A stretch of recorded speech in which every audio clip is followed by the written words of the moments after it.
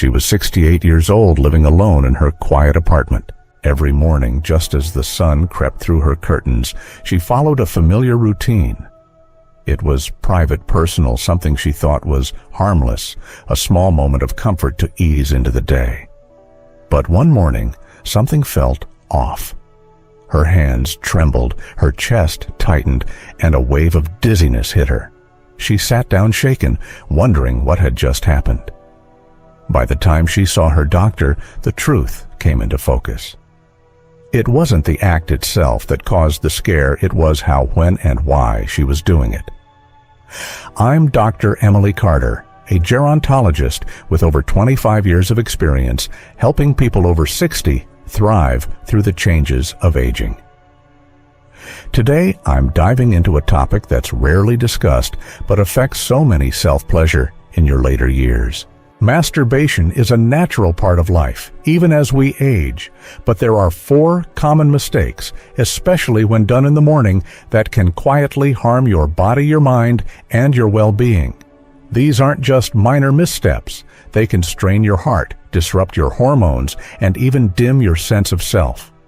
In this video, I'll walk you through these hidden dangers, explain why mornings are a risky time for people over 60, and share practical, shame-free ways to make self-pleasure a healthy part of your life. And stick around. I'll reveal the best time of day when this act can actually boost your vitality, not harm it. Let's get started. If you value straightforward, life-changing advice tailored for aging, well, hit that subscribe button and turn on notifications. I create content to help you stay vibrant, confident, and healthy in your 60s and beyond. If this topic resonates with you, type 1 in the comments to let me know you're here. If something feels off or missing, type 0. I read every comment and value your thoughts. So what are these 4 mistakes that people over 60 make in the morning? Why are they silently chipping away at your health? Let's break them down one by one with real stories and science to show you how small changes can make a big difference. Mistake 1. Starting the day unprepared, body and mind. Picture this. You wake up at 6 a.m. Your body's been at rest for hours. You haven't had water, food, or even a stretch to get your blood flowing. Yet without thinking, you slip into a private moment of self-pleasure. It feels like a simple way to start the day, but for your aging body, it's like running a sprint without a warm-up. After 60, your body operates differently. Your cardiovascular system is slower to adapt, especially in the morning when blood pressure naturally fluctuates. Dehydration from sleep and low blood sugar from fasting overnight leave you vulnerable. When you engage in self-pleasure in this state, it spikes your heart rate and pulls blood to your pelvic region, stressing your heart and brain. This can lead to lightheadedness, fatigue, or in rare cases, serious events like fainting or heart strain. I once worked with a patient, John, 71, who experienced chest tightness after his morning routine. He brushed it off as just getting old, but tests showed his heart was under strain from sudden exertion in a dehydrated state. The fix: simple preparation. Drink a glass of water, eat a light snack like a banana or toast, and do 5 minutes of gentle stretching. These steps prime your body, stabilize your blood pressure, and make the experience safer and more enjoyable. It's about caring for the incredible system that's carried you this far.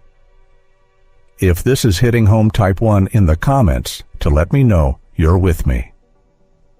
Now let's move to the second mistake, one that's rewiring your brain in ways you might not expect. Mistake 2, relying on digital overload to spark arousal.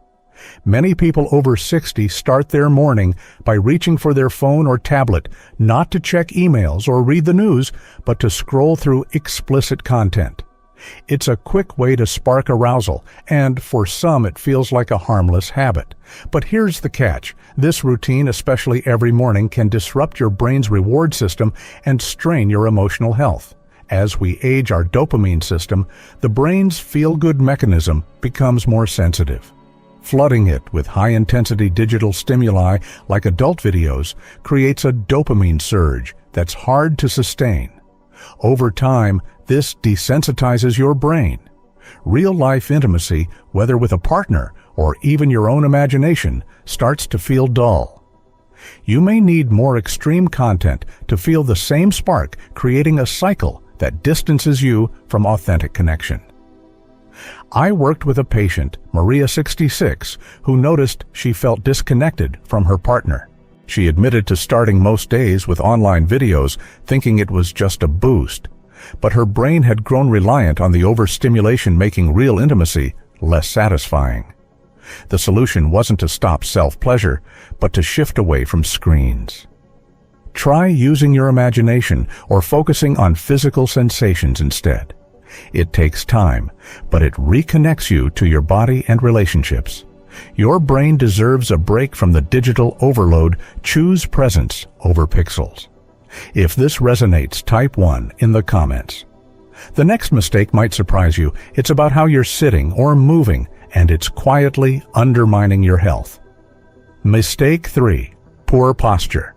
That restricts blood flow. This mistake seems so small, it's easy to overlook.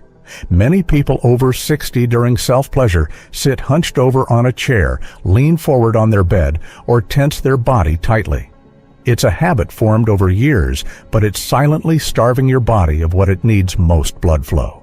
After 60, your blood vessels and nerves are less resilient. Sitting in a cramped, tensed posture compresses the pelvic region, putting pressure on critical nerves like the pudendal nerve and arteries like the internal iliac.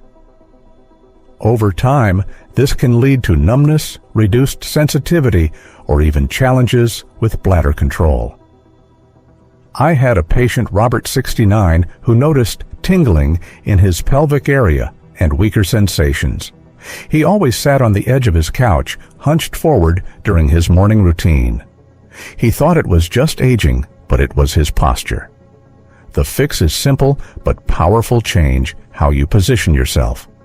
Lie back on a bed with a pillow under your hips to keep your pelvis open. Or stand lightly, keeping your body relaxed. These positions maintain blood flow, protect your nerves, and enhance sensation. Within weeks, Robert reported feeling more connected to his body with less discomfort. Small adjustments can transform the experience, keeping your body healthy and responsive. If you're still with me, type 1 in the comments. The final mistake isn't physical, it's emotional, and it's doing more damage than you might think. Mistake 4. Carrying guilt that poisons your body. This is the quietest yet most powerful mistake of all. For many people over 60, self-pleasure comes with a shadow guilt, shame, or self-judgment. Maybe it's tied to cultural or religious beliefs from your youth. Maybe it's the loneliness of aging, feeling like this act is a sign of weakness or isolation. Whatever the source, that emotional weight isn't just hurting your spirit, it's changing your body. When you feel shame after self-pleasure, your body releases cortisol, the stress hormone.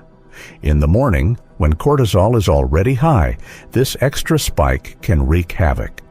It lowers testosterone, raises blood pressure, and clouds your mind with fog or fatigue. I've seen patients like Susan 70 who came to me with low energy and poor focus. She confided that she felt wrong after her private moments, a habit she kept secret. That guilt was spiking her stress, affecting her hormones and mood.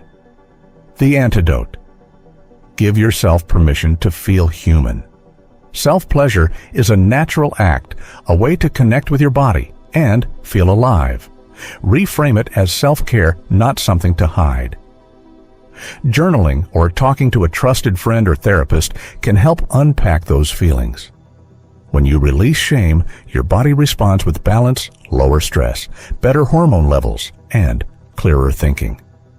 You deserve moments of joy without judgment. If this speaks to you, type 1 in the comments.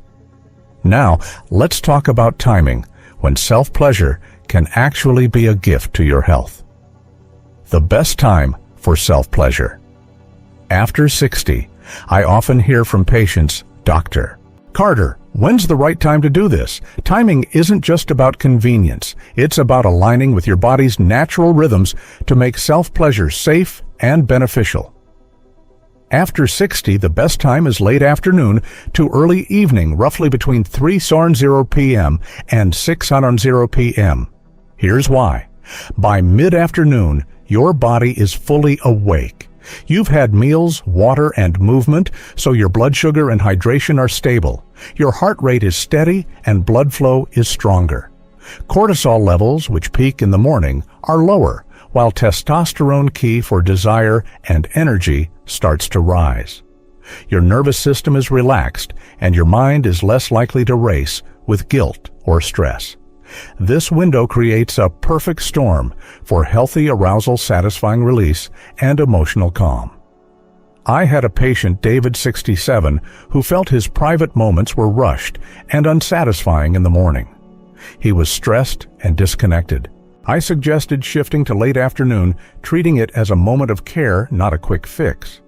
A month later, he said it felt like a gift to himself, calm, present, and rejuvenating. Try this shift. Set aside 10-15 minutes in a comfortable space, free from distractions. Focus on your breath, your body, and let go of urgency. You'll feel the difference. Practical tips for healthy self-pleasure. To make self-pleasure a positive part of your life, here are a few tips. Prepare your body. Drink water. Eat a light meal and stretch gently before. This protects your heart and boosts comfort. Ditch the screen. Rely on your imagination or memories instead of digital content to keep your brain balanced. Mind your posture. Lie back or stand relaxed to maintain blood flow and avoid nerve pressure. Embrace without shame. Reframe self-pleasure as self-care. Journal or talk to someone trusted to release guilt. Choose the right time. Aim for late afternoon or early evening when your body is at its best. These small changes can turn a routine habit into a moment of connection and vitality. Final thoughts. If this video has shifted how you see your body or your private moments, I want you to hear this. You are not alone. Aging brings changes, questions, and sometimes quiet struggles, but it doesn't dim your right to feel alive, connected, and human. For over 25 years, I've worked with people just like you, strong, thoughtful, navigating the complexities of life after 60. Your desire for pleasure, for intimacy with yourself, is not something to hide or regret. It's a sign of your vitality, your humanity. We've covered 4 mistakes today: rushing without preparation, overloading with digital stimuli, poor posture, and carrying guilt. They seem small, but they can quietly erode your health, from your heart to your hormones to your confidence. But you have the power to change that. By choosing the right time, preparing your body, and letting go of shame, you can make self-pleasure a moment of care, not stress. Late afternoon to early evening is your body's sweet spot. Use it to honor yourself. You deserve to feel good in your skin, to embrace your needs without fear. If this resonated, share it with someone who might need to hear it. Aging is a journey we all share, and no one should walk it in silence. Subscribe for more content to help you thrive in your 60s and beyond. And if you're still here, type "I'm still growing" in the comments. Let's remind each other that aging isn't the end. It's a chance to live more fully, one mindful moment at a time.